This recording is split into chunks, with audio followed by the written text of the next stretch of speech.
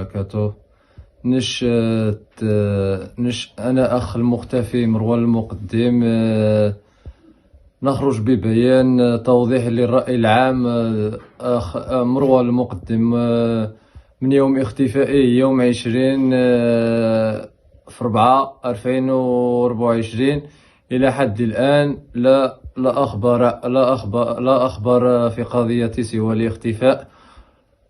إلى حد الآن 6 أشهر ولا نسمع على أخي مروان المقدم ولا جديد في قضيته، سواء من طرف المحامية التي وكلناها في إسبانيا موتريل لم تفيدنا بأي جديد، أو من طرف الشرطة الإسبانية بوليسية ناسيونال لم تفيدنا بأي جديد. وإلى حد الآن مدة الاختفاء أخي مروان المقدم، آخر اتصال معه كان متجه نحو من الناظور بن نصار تجاه مطرير مقر إقامته يوم 20/4/2024.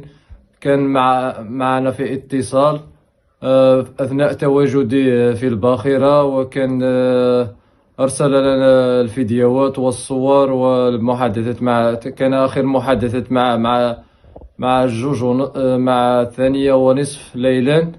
وإلى حد الآن لا أخبار على أخي مروان المقدم سوى الاختفاء. وهذا بيان توضيحي من عائلة المختفي مروان المقدم للرأي العام فيما وصلت القضية أخي مروان المقدم. والسلام عليكم.